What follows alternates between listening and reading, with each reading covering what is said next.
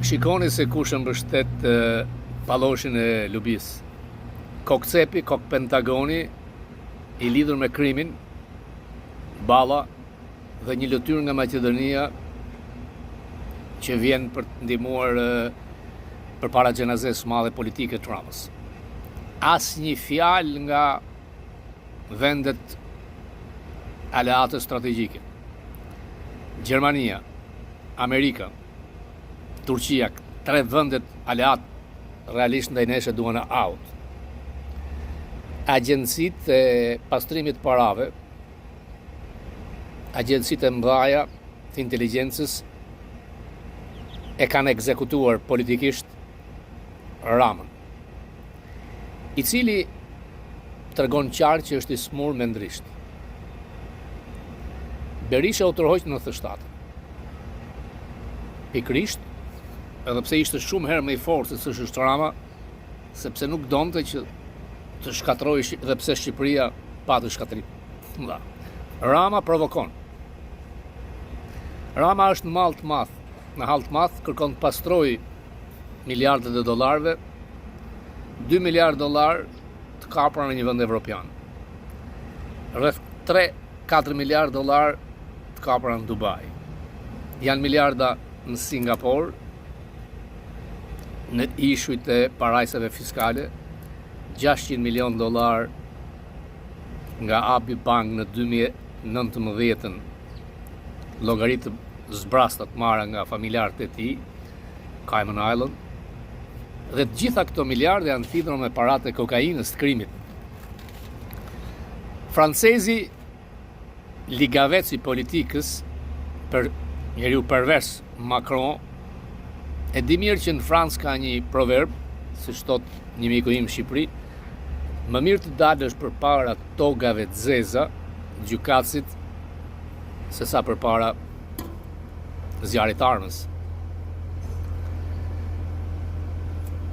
E ka ndërtuar një shtet për ta ndërthurur vetëm me trafiqet e kokainës. Por në Washington, duke i thënë Rama si Noriega, kjo mund sjell çdo gjë.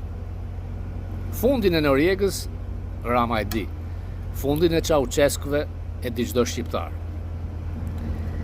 Janë mbi 200.000 shqiptarë që dalin në Shqipëri dhe pothuajse i njëjti numër për botë. Pra, në arenën ndërkombëtare i ekzekutuar, brenda e një leckë që do të flakë. Kanë filluar të flasin ata që kanë qenë themeluesit e ndrimit të emrit partisë.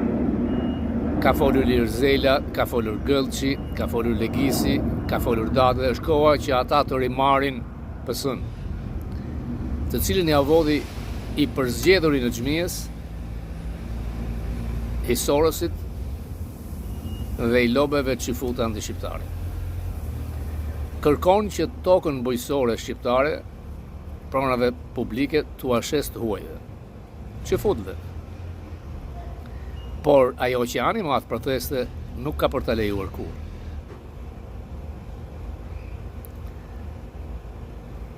Nuk ka ndodhur në Shqipëri që të ketë protesta 26 ditë pa rreshtur. Ramiz Alia u dorëzuar për 3 ditë. Natyrisht, Ramiz Alia nuk kishte 5 miliardë dollar të vjedhur sa ka familjarët e Ramës. Asnjë mbështetje nga tralalaja Trumpit dhe mediokri Kushner. Ambasada amerikane nuk ka thënë asnjëherë mos dilin proteste. Informacionet që vinë nga shefi stacionit të agjencisë madhe të CIA-s, pa diskutim që i kanë bërë një radiografi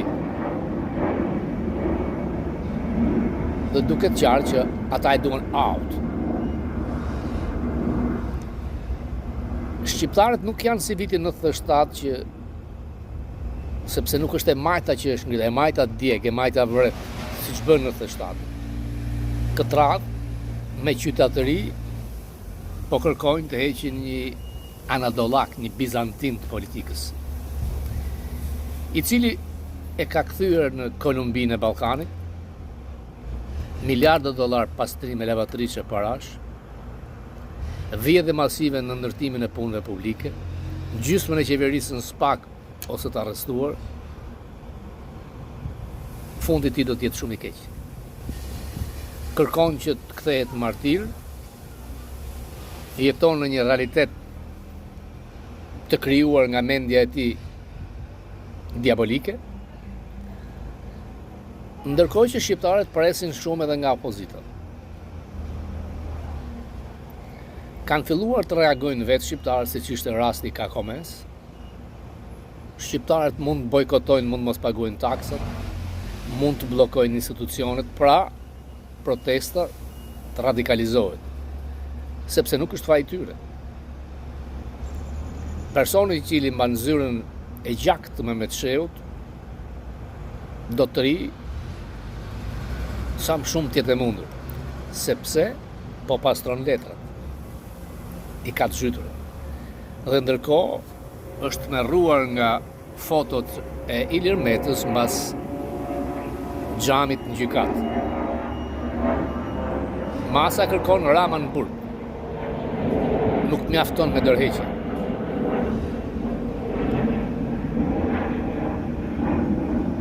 $50.000 vetë mund të firmosin për një referendum për të shkrirë parlamentin, për të vendosur mandat kryeministrit dhe ai bie me njëherë. Forcat e armatosura, shiku, policia nuk janë me të. Dhe nuk ka se si. Në protesta kanë filluar dalin të maskuar njerëz të administratës. Janë të nëpërkëmbur. I është hequr dinjiteti dhe i është hequr e drejta të jetojnë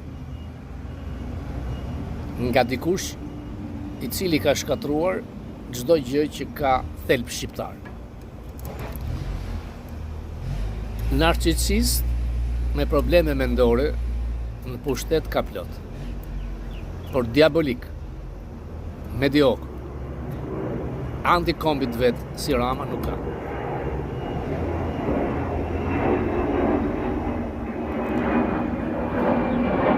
Washington Examiner disa herë e ka cilësuar narkoshtet.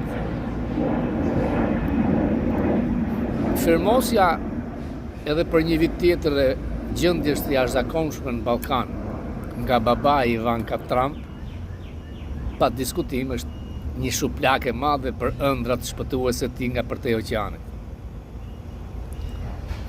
Siguria kombëtare amerikane kërcënohet nga shteti narkotrafiku të Rakës. Kur merret vendimi për ta azgjesuar politikisht